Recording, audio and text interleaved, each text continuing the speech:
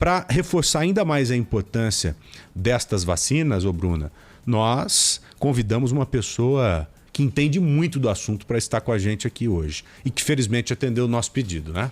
Dr. Marco Aurélio Safadi está aqui conosco no Bora Brasil. Sempre que gentilmente pedimos, o Dr. Safadi vem para cá esclarecer, falar sobre vacinação, falar sobre a evolução da pandemia e agora acho que o nosso papo vai ser cada vez melhor, né, Sim. Joel? Porque o cenário ele está positivo. Dr. Safadi, que é presidente do Departamento de Infectologia da Sociedade Brasileira de Infectologia. Doutor, bem-vindo, obrigada por nos atender por aqui. Oi, doutor, seja bem-vindo.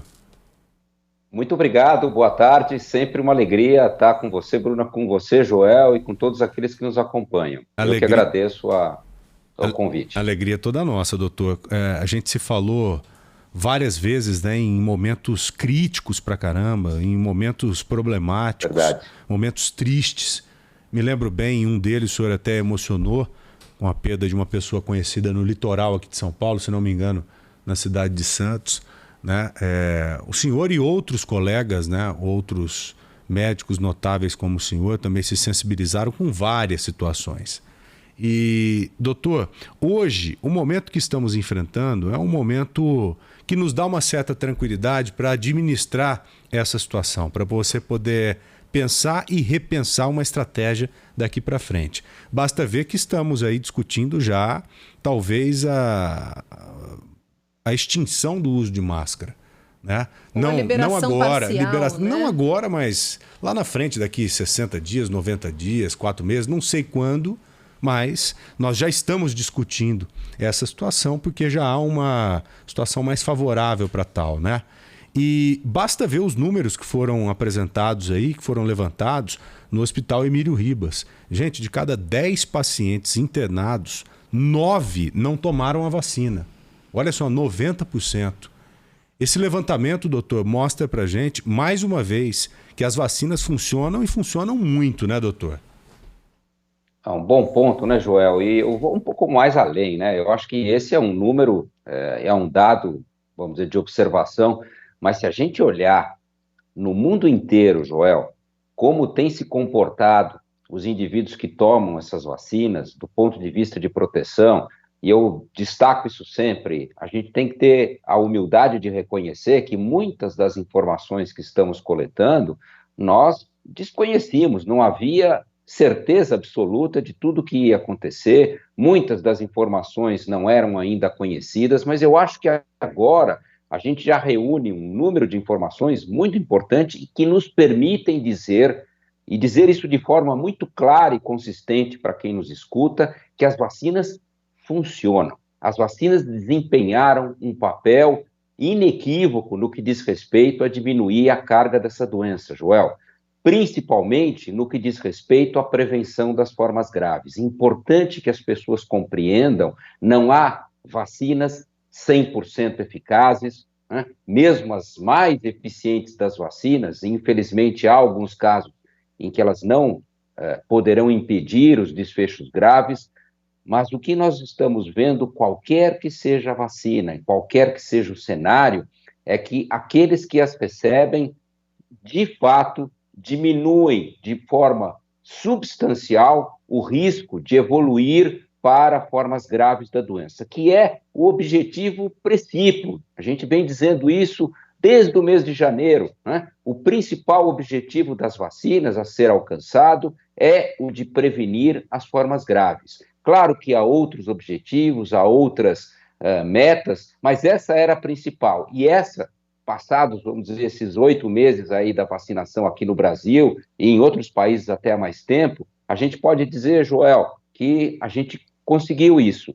Claro, não são vacinas que vão te proteger por toda a vida, essa é uma outra lição aprendida. A gente está vendo que passados alguns meses, particularmente com algumas pessoas de mais idade ou de sistema imune mais frágil e variando de vacina para vacina, há uma necessidade de reforçar essa imunidade, de dar mais uma dose da vacina para manter esses indivíduos protegidos.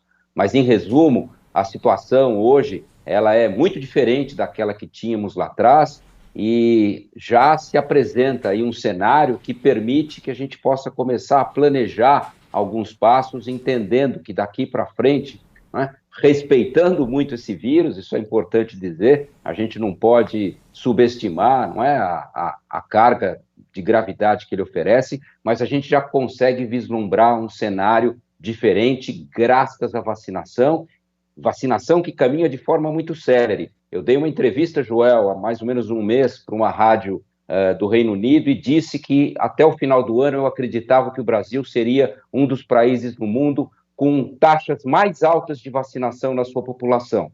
E eu acho que essa minha previsão vai se concretizar. A gente está caminhando para um cenário muito positivo, porque a hesitação com vacinas aqui, ela é muito menor que em outros lugares do mundo. O brasileiro acredita nisso, né? Porque ele vivenciou o benefício que elas trazem. Que bom, né? Que legal. Puxa vida, como é bom ouvir isso. Como ouvimos ontem do Dr. Boulos, aqui na própria Rádio Bandeirantes, ele disse que muito provavelmente em 60 dias a pandemia estará plenamente controlada aqui no Brasil, né? O Dr. Boulos, assim como o senhor, são profissionais que sempre se posicionam com muita cautela. Agora, o senhor tocou em um ponto aí que tem me provocado algumas dúvidas. A vacina de reforço, que já está sendo aplicada no Brasil hoje, principalmente nos idosos e nas pessoas que são da área médica, que tomaram a vacina lá atrás. Depois de 6 meses, nós sabemos que a carga de anticorpos ela acaba caindo. Não só com a Coronavac, mas também com a própria Pfizer. Nós vimos um estudo recente em que esse estudo chegou à conclusão que já há uma necessidade de se revacinar assim, as pessoas que tomaram 2 doses da Pfizer lá atrás, porque os anticorpos também caíram, né? Quando que isso vai parar, doutor? Nós teremos que revacinar toda a população sempre de 6 em 6 meses, como estamos fazendo agora, ou nós podemos chegar à conclusão que esse período ele pode ir se espaçando com o tempo. Com o passar dos meses, dá para a gente ir distanciando a aplicação entre as doses. Eu acho que são pontos muito importantes que você está tocando aí, né? A gente tem que ter cautela numa série de aspectos. Eu acho que não estamos ainda num cenário que permite dizer que a gente controlou a pandemia, muito longe disso. A pandemia está aí, ainda há um número de casos muito grande, infelizmente um número de mortes muito grande. Claro que há aspectos positivos, mas é preciso ter cautela, né, em relação a esse cenário. Eu vejo da seguinte forma o futuro, e claro que isso é uma impressão pessoal, mas fruto daquilo que a gente aprendeu. Eu acho que o cenário que se apresenta daqui para frente não é de eliminação desse vírus. Essas vacinas que a gente usa hoje, elas, como eu disse, têm uma excelente performance para prevenir formas graves, Joel, mas elas não são como, por exemplo, a vacina da poliomielite ou a vacina do sarampo, que você, Joel, recebeu quando você era menino, como a Bruna recebeu quando era menina, e que impediu que vocês tivessem essas doenças, mas elas conseguem desempenhar um papel que previne que vocês dois, vacinados na infância de vocês, ainda estejam protegidos contra o sarampo, contra a poliomielite, e protegidos não só contra a doença, mas até mesmo protegidos com alto grau de eficácia contra contrair o vírus, o sarampo, e eventualmente transmiti-lo a quem vive com vocês, a um sobrinho, a um filho, mesmo que você não apresente sintomas. Isso a gente chama de proteção esterilizante de uma vacina. É algo que algumas vacinas conseguem induzir.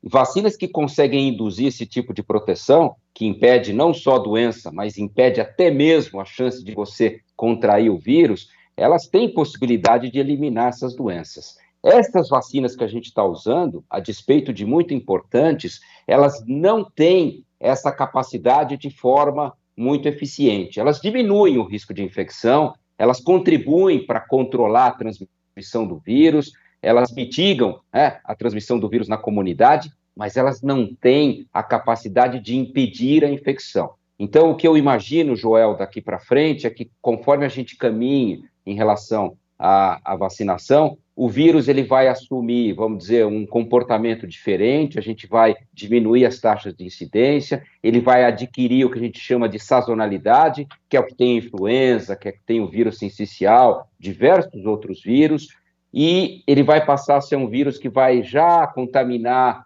as pessoas nos primeiros anos de vida, então ele vai treinando a imunidade das crianças que vão entrando em contato com o vírus. A gente sabe que elas têm formas mais leves, elas vão desempenhando um certo grau de estímulo para o nosso sistema imune, de forma que no futuro, quando você entra em contato de novo com esse vírus, quando você é adulto, ele já não vai produzir uma doença com as mesmas consequências.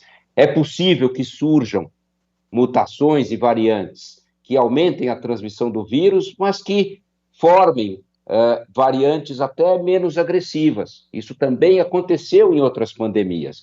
Então, o que eu imagino no futuro é uma possibilidade de conviver com o SARS-CoV-2 de uma forma diferente do que está acontecendo hoje, com pessoas vacinadas, com o nosso sistema imune treinado para enfrentar o vírus, com a conquista de medicamentos.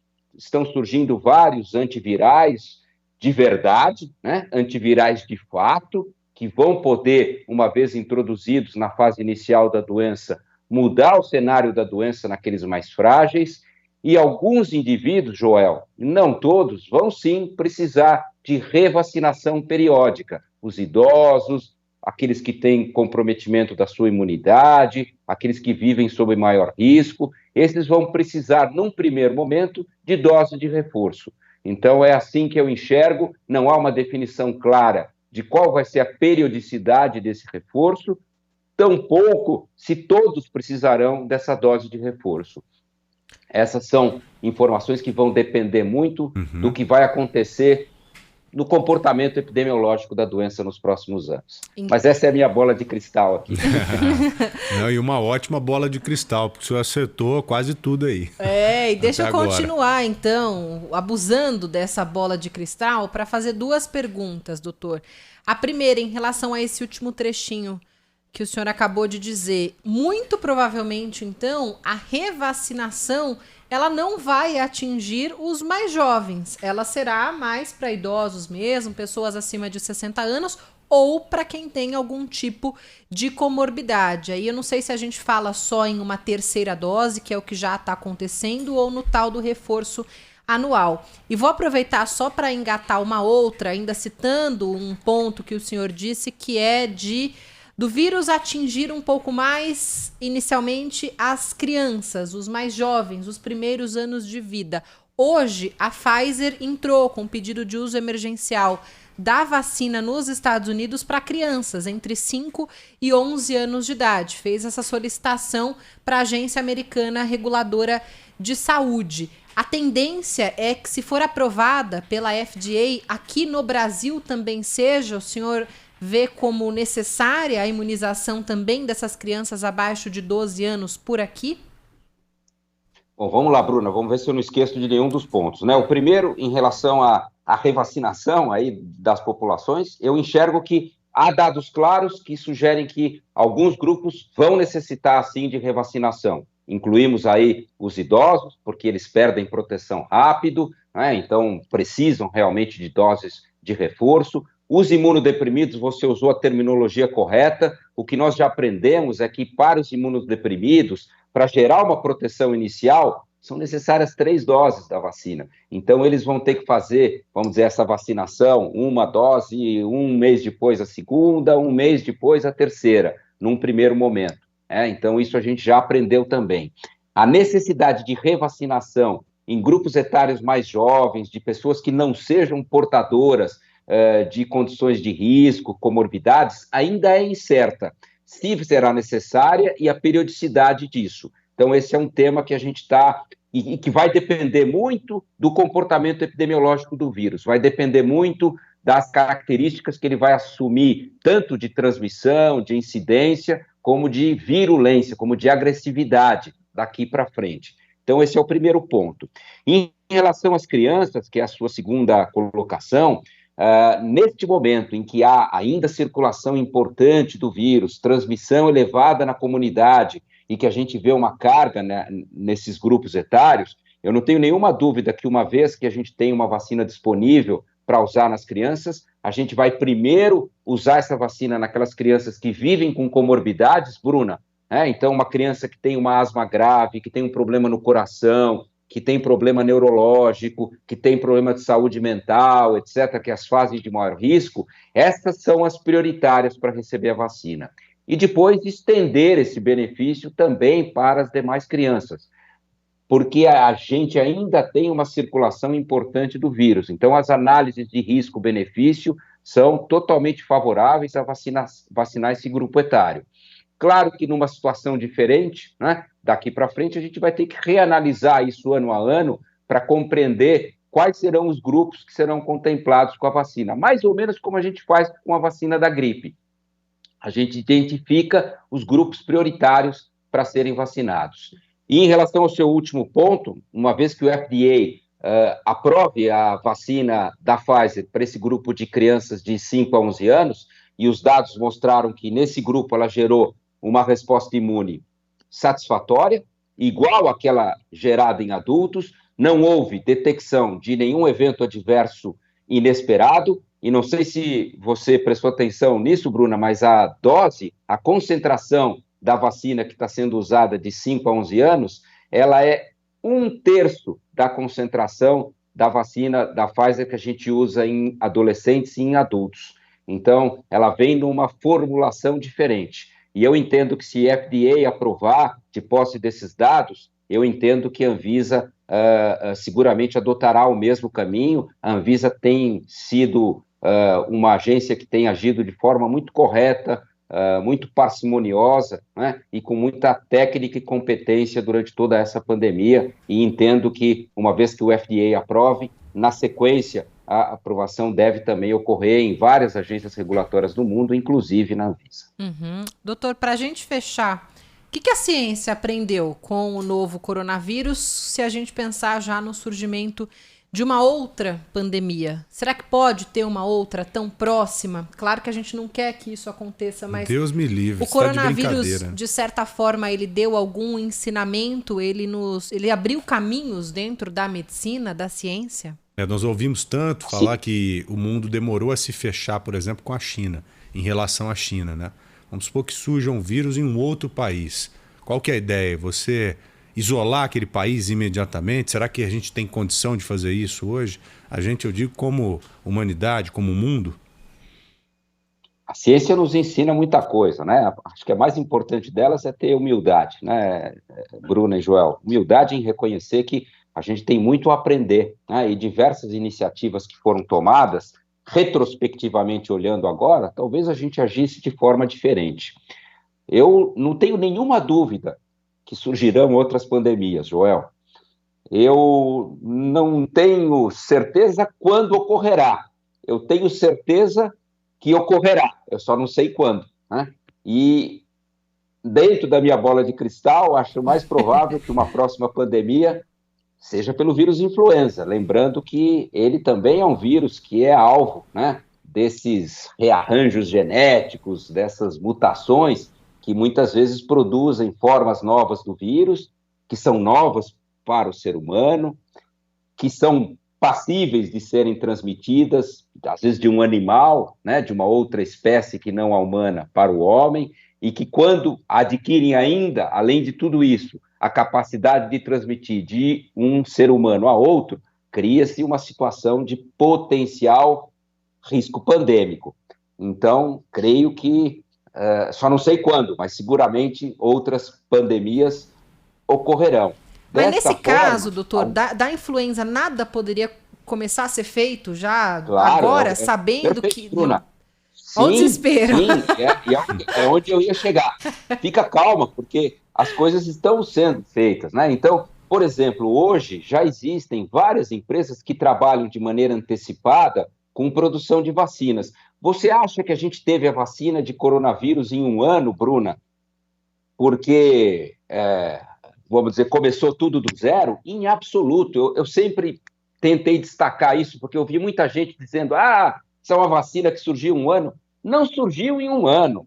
Essa vacina vem sendo desenvolvida para o SARS desde o primeiro coronavírus zoonótico que surgiu no início do século, o SARS-CoV-1 e depois do MERS. Já começou-se a trabalhar em diversas plataformas de vacinas, 20 anos atrás. E é só por isso que a gente teve a possibilidade de contar com vacinas tão rápida depois do surgimento do SARS-CoV-2. E da mesma forma, em relação à influenza, já se trabalha com diversas vacinas para potenciais vírus influenza que surgem, né? Então, quando aparece um novo vírus influenza, já começa a se tentar desenvolver uma vacina para ele. Então, essa é talvez uma das estratégias mais importantes para a gente. A gente tem que ter sempre investimento em ciência e investimento no desenvolvimento dessas vacinas, que a gente possa antecipar, né, etapas que nós aprendemos esse ano, né?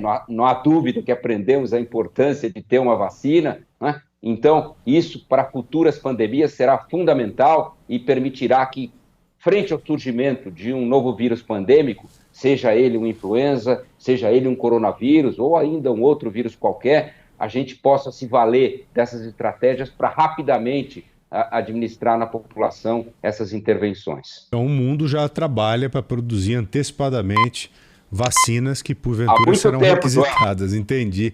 Que porventura serão requisitadas lá na frente. Olha só que interessante. O meu palpite é que seja influenza, a próxima pandemia. Vamos gravar isso aí, hein? Deixa essa fala separada aí, separa. Não sei se a gente vai estar aqui, viu, Joel? Não, espero que não. Espero que não. Agora, certamente, nós vamos utilizar lá na frente, quando necessário for, um pouco do que fizemos hoje.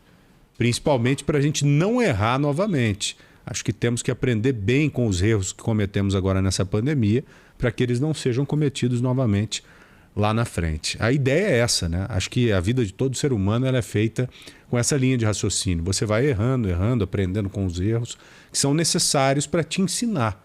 E acho que já trabalhando com vacina de forma antecipada e aprendendo com essas lições que tivemos agora, nós temos uma condição diferente de lidar com uma futura pandemia, né? Vamos torcer para que, como o doutor disse, que seja bem distante. Vamos torcer para demorar muitas décadas aí. O doutor, o carnaval, o senhor tem ouvido falar muito do carnaval. Vai ter carnaval, as pessoas estarão todas vacinadas, protegidas. Eu também acredito nisso, pelo que estou vendo aí, pelos números que temos. O carnaval te preocupa de alguma forma ou não? O senhor fica com o pé atrás, pensando, carnaval é legal, movimenta dinheiro, todo mundo vai estar vacinado, mas pode ter esse ponto ou esses pontos que me preocupam. O senhor já levantou alguma ideia nesse sentido? Já levantei, claro que me preocupa, eu acho que é importante ter cautela, não é o momento de baixar a guarda ainda, a gente está falando, você falou há pouco aí acho que a Bruna que colocou, né, da extinção do uso das máscaras, não vejo isso como um cenário possível nesse momento. Eu acho que é importante que se mantenha o uso das máscaras ainda. Em ambientes fechados, não há nenhuma dúvida da importância da manutenção do uso das máscaras, a gente deve seguir com isso nesse momento. Eu comentei que a gente teve aqui uma lição aprendida importante, que foi na ausência de circulação da Delta da mesma forma que em outros locais, quer dizer, ela não causou, pelo menos até o momento, aqui no Brasil, o mesmo impacto que outros locais. Uma das possíveis explicações é que a gente teve um programa de vacinação que era recente, Joel. Então, a gente tem uma população que tomou a segunda dose, etc., há pouco tempo, e acho que isso também contribuiu para manter a nossa população protegida, junto com outros diversos aspectos aí que devem ser levantados, a circulação prévia da gama, a alta prevalência da circulação do vírus, mas eu acho que a vacinação recente, né, na estratégia que a gente usou de doses com intervalo estendido, né, isso permitiu que quando chegasse a Delta aqui, ela encontrasse uma população já com, vamos dizer, caminhando na vacinação e com uma vacinação recente. Lembrar que daqui a 4 meses, né, quando vai ocorrer o carnaval, acho que 4, 5 meses, a população, pelo que a gente está aprendendo com essas vacinas, já vai ter diminuído, né, o índice de proteção. Então, a gente tem que estar muito, muito cauteloso em relação a esses planejamentos, tem que identificar como vai estar o cenário epidemiológico, portanto, não antecipo possível nenhum cenário dizer hoje, olha, vai ter carnaval, vai ser normal. Eu acho que ainda precisamos cautela. É provável que tenhamos um cenário muito melhor que o de agora, mas a gente só vai poder desenhar a maneira como vai ocorrer o carnaval muito próximo da data dele. Até lá, a gente tem que ir reavaliando, semana a semana, o que está acontecendo com esse vírus, o que está acontecendo na comunidade, eventualmente retrocedendo em algumas medidas, eventualmente ampliando a flexibilização, mas sempre com uma reavaliação criteriosa do nosso cenário. Interessante esse ponto que o senhor tocou, como sempre, de que, no caso do Brasil, foi uma feliz coincidência, né? A chegada da variante Delta com o período de vacinação, o período recente de segunda dose da população, o que pode não acontecer no carnaval. Então é bom a gente monitorar daqui para frente. Certamente abordaremos esse ponto preocupante que o senhor colocou aqui nos próximos programas, tanto aqui na rádio como lá na TV também. Bom, Bruninha, de minha parte está tudo ok. E você? Minha também. Eu passaria a tarde conversando com o Dr. Safad, porque ele sempre aqui com a bola de cristal nos ajuda a entender muito dessa pandemia. Mas por hoje, doutor, acho que cumprimos a nossa meta. Tem mais algum ponto, alguns pontos que o senhor queira colocar aqui no Bora Brasil? Não, primeiro agradecer a oportunidade. Eu acho que vocês têm desempenhado um papel exemplar, né? E, em seu nome, em nome da Bruna, de toda a imprensa, a gente tem que reconhecer que o papel de vocês tem sido muito importante nessa pandemia, no sentido de trazer notícias e informações corretas, com credibilidade. Isso ajuda muito, né, a nossa população, e isso tem sido de fundamental importância. A mensagem final que eu deixo é de agradecimento a vocês, de agradecimento a esse espaço, e, claro, né, deixando como recado que é importante, a pandemia não acabou. Então, a despeito do momento positivo que a gente vive, é necessária a manutenção, né, de muitos procedimentos, de cautela, não prescindir do uso das máscaras, particularmente nos ambientes fechados nesse momento. Eu entendo que ainda seja muito importante para a gente construir um cenário mais favorável para o ano que vem. Puxa vida, doutor, muito nos envaidece em ouvir o que o senhor acabou de colocar, né? Vindo de um profissional tão competente como o senhor, e a gente agradece demais mesmo pelo carinho, pelo respeito com o nosso trabalho, e tenha certeza plena que é recíproco. O senhor é um grande profissional e tem ajudado muito no combate nessa pandemia. Espero sempre contar com o senhor aqui no Bora Brasil, na Rádio Bandeirantes, no Bora Brasil lá na TV Band, no Bora São Paulo, também na TV Band. Tá bom, doutor? Muito obrigado mesmo. Até a próxima, doutor. Até a próxima, Bruna. Até a próxima, Joel. Tchau, doutor. Um grande abraço. Fique bem também. Vamos pro intervalo, Bruninha? Vambora! 2h06 já, esse é o Bora Brasil. Você está sempre com a gente aqui na Rádio Bandeirantes.